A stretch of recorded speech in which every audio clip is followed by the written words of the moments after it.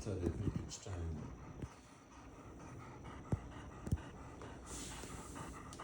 40 years ago.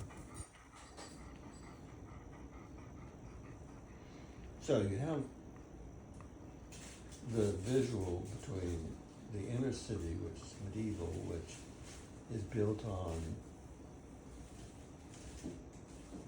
houses that fit together in a jumbled pattern in different neighborhoods. I was thinking, in New York City, outside, what park is that downtown that has the Arch of Triumph? What is that? Just outside that park, there's a private street.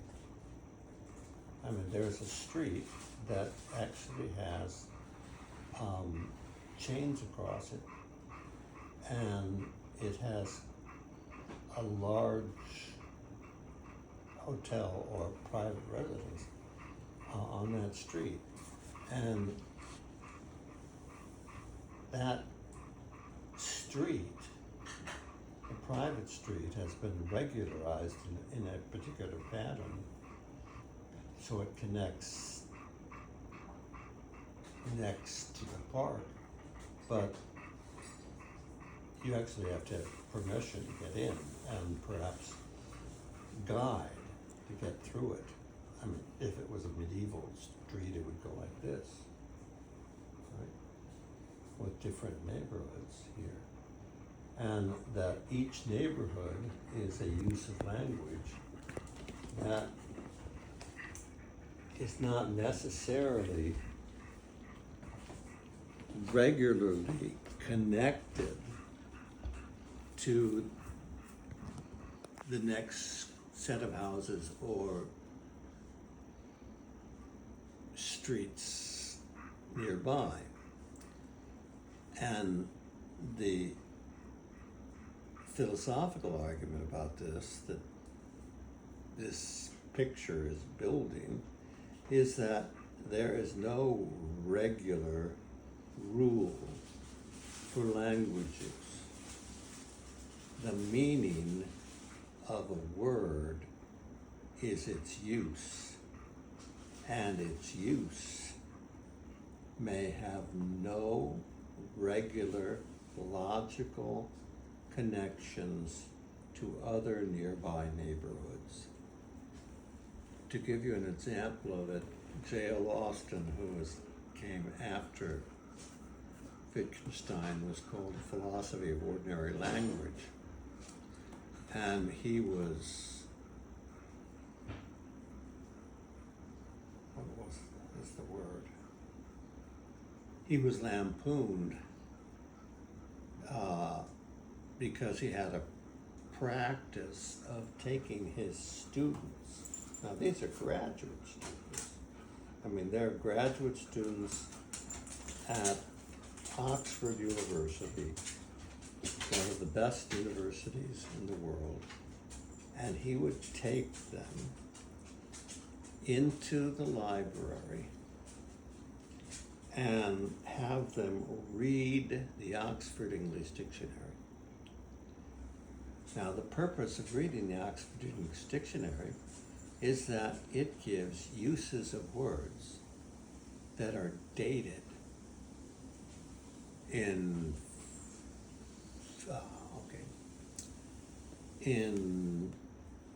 2021, goodbye means goodbye, but in 1700, goodbye was God be with you. It was a religious use of language. And then, perhaps earlier than that, it was a prayer. I don't know. But you get a sense that language has different layers, and that these layers are like different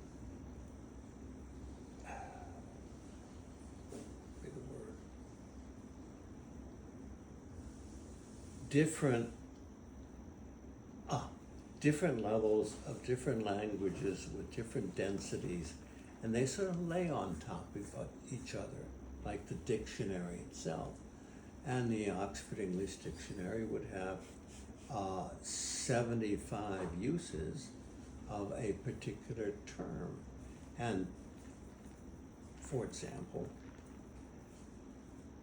and the purpose of Austin was to give people a sense that their use of language is limited by a cultural bias, like spectacles, and that they only see the first 2 or 3 uses of the language, whereas the word itself would have 70, maybe that's too large, 50 or 25 uses that extend from the 19th century back to the 12th century or beyond. Now, the Oxford English Dictionary was created, by the way, by a Murray, who may have been a relative of every, well, you, because you're a daughter of Murray, but he collected it by sending out advertisements asking people to give them uses of language, right? And he would collect all these different possible uses under, the title of A, aardvark, as if it could be used more than once in different ways, but it could. And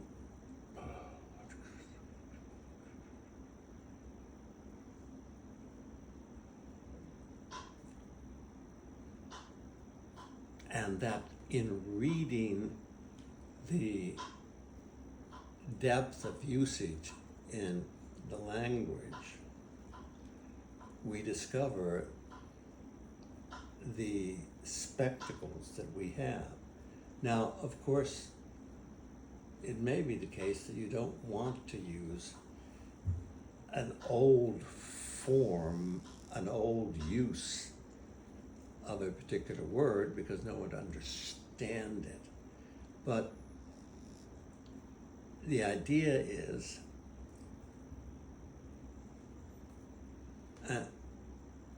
and this is where the idea of creativity fits in. There are people, poets and writers, artists in some ways, if they title their painting aardvark, right? Where suddenly that meaning takes on a different image, and that there are people, poets and writers and visual artists, a little less easily connected, that change the meaning of words, and that they will be recorded in the next edition of the Oxford English Dictionary, because their language enters into the communication networks that we've established, but these networks are not regularized by any form of logic and math.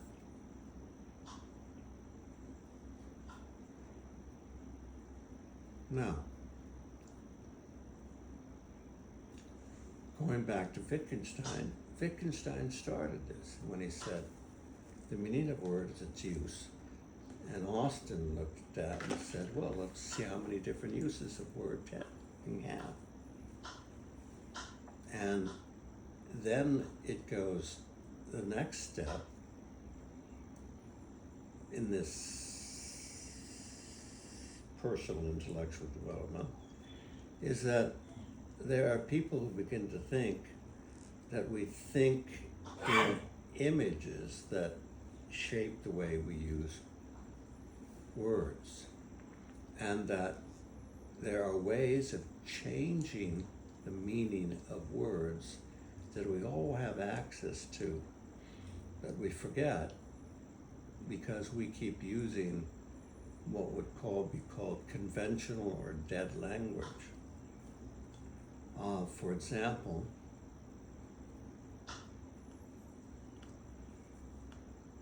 Paul Ricoeur, who I've read somewhat closely, argued in The Rule of Metaphor, is that when we say A is B, sometimes the combination of A and B is so startling. I'll give you an example. History is Holocaust. That's the use of history that's quite unusual, because history is considered to be traditionally, let's take 19th century, a coherent narrative of progress. It's getting better and better all the time. Whereas history is Holocaust is saying that history is burning in the fire. That our histories are not linear and what is an ascending horizontal.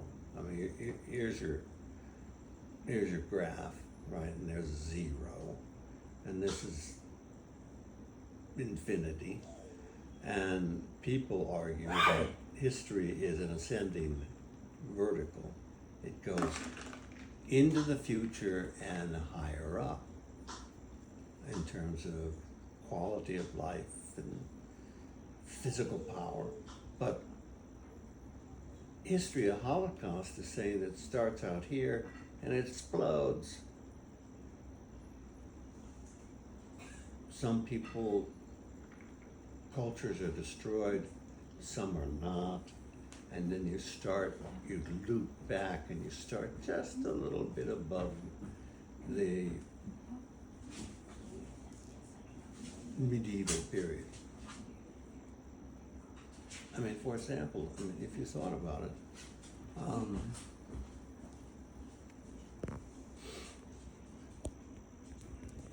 turn off the lights and we're all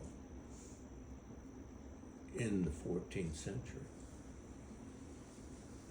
I mean, I went to the hospital to get a TAVR procedure, which replaces valve in my heart with beef parts. So I have a cow in my heart. The next procedure I have is called a Watchman procedure, which covers a portion of my heart that they've calculated creates 65% of all clots. And a clot will give me a stroke or a heart attack. And they need to put that in because I have bleeding ulcers and I can't take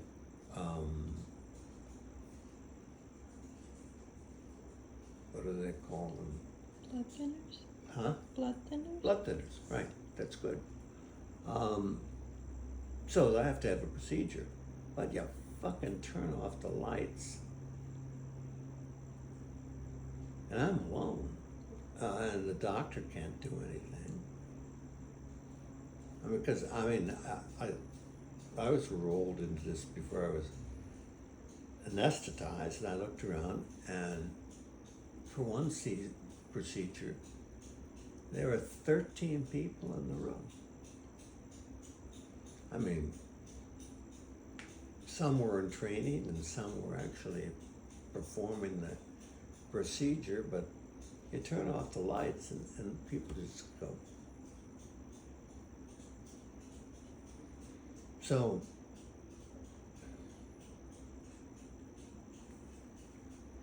I don't know if that has meaning as use, but I mean, it is in a particular case that certain uses of a language are dependent upon certain contexts.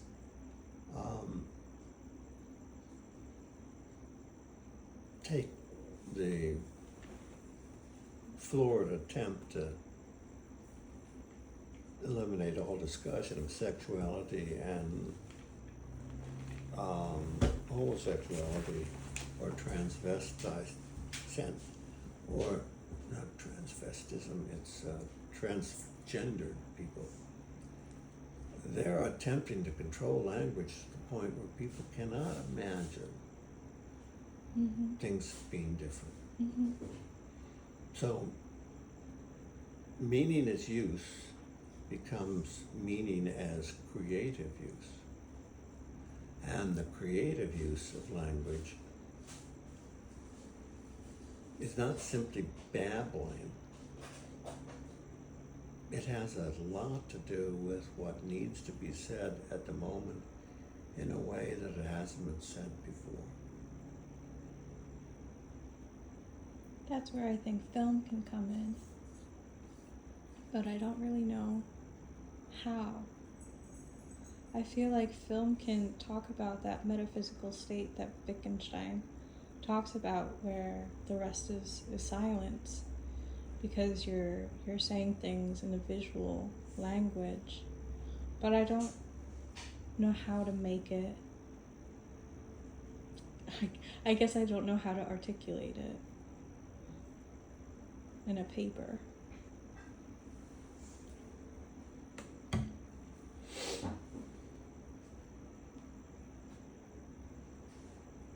In a paper.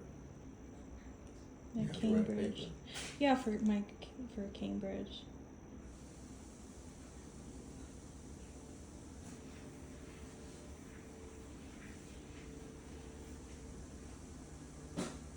Well, you know,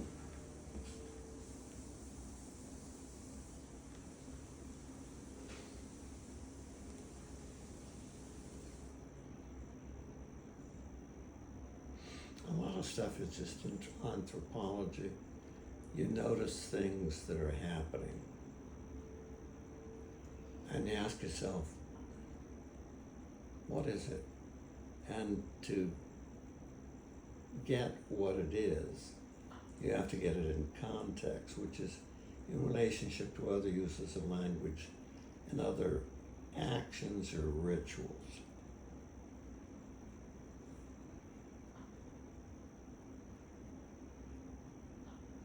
Since I'm talking about J.L. Austin, but I would, then you go back to meaning is use, and you ask the question, what is creative use of language? Metaphors would be a way of doing it. Find things where people are saying,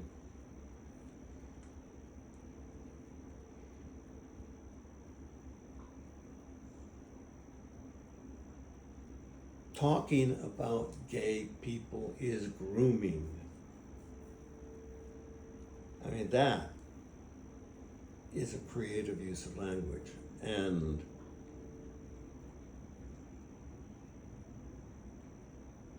demonically so.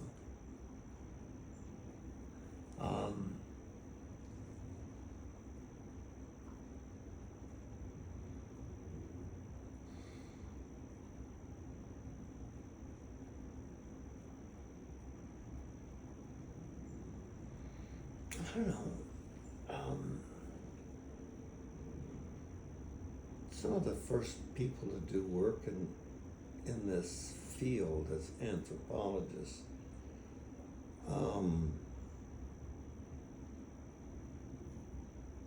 were French, and they did style. It was a language. And the question with style is, what's it saying? Mm-hmm. I mean, there is a theory that which is a reductive theory, not a false explanation, simplification, reduction.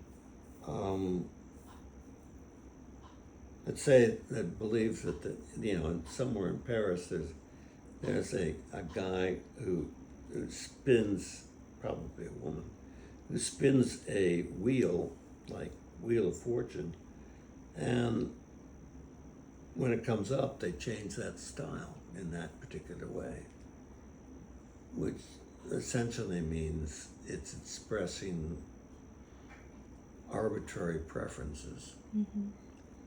But then again, there is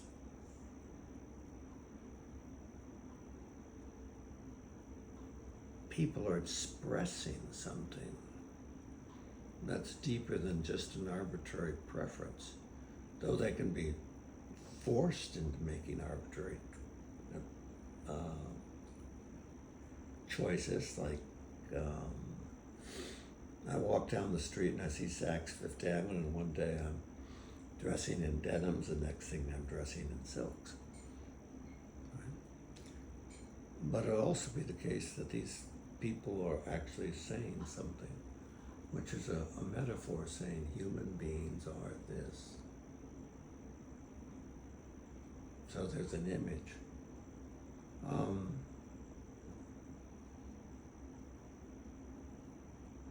If I was there's a film that has a theme called Perfect Moments, is that what it is? Where two young people try to make a map of the perfect moments in their life and in their town, which changes the relationship between reality and what's ideal.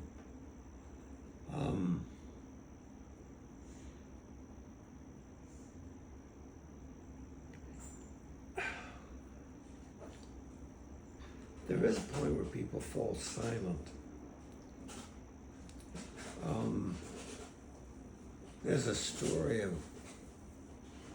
told by the writer of The Little Prince, who was a pilot and, from what I understand, flew people around to the Arab world, and one of his tasks was to fly them to Switzerland. And he took a hike in the mountains, and one of these cataracts, waterfalls, and the Arabs were absolutely silent. And finally one got up enough courage and said, "When does it stop?" They had no idea that it's been going on for 500,000 years.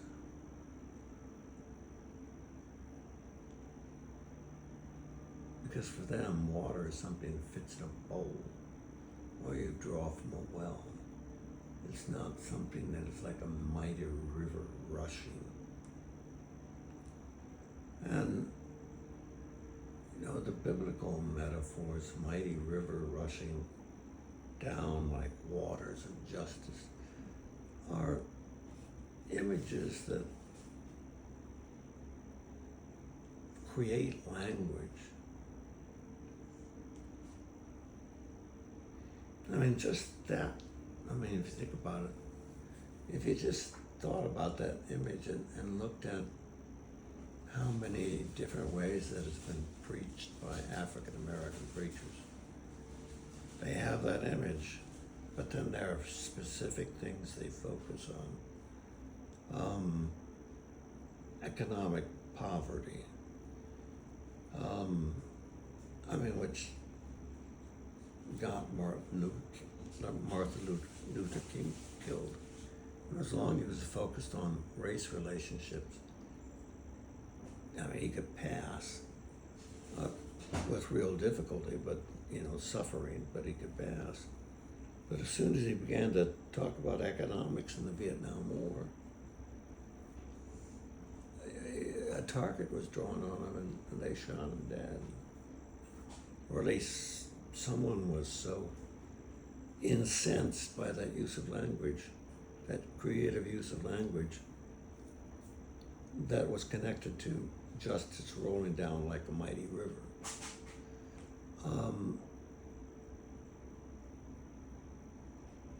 That they had to kill the speaker of that language, kill the speaker of that truth.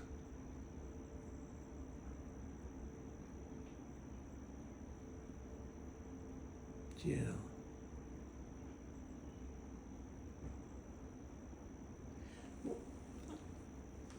So, I don't know, I mean, if you make a film, do you want people to go out talking or go out awed?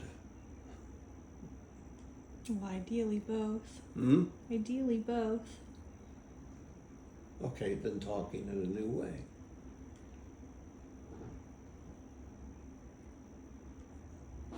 There's a point where,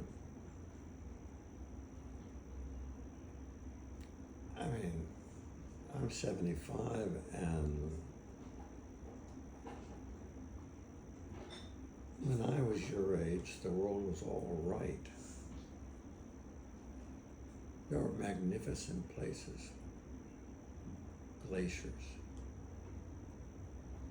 South Seas, the Great Barrier Reef.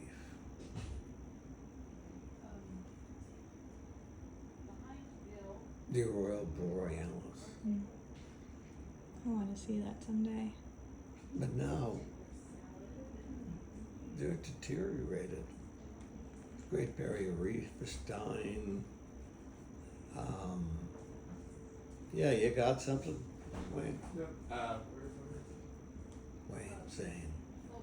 Wayne's World. It's his favorite movie. So the idea is that there are things. This. What do you mean? This. Okay, right. No. Yeah, sure. Oh.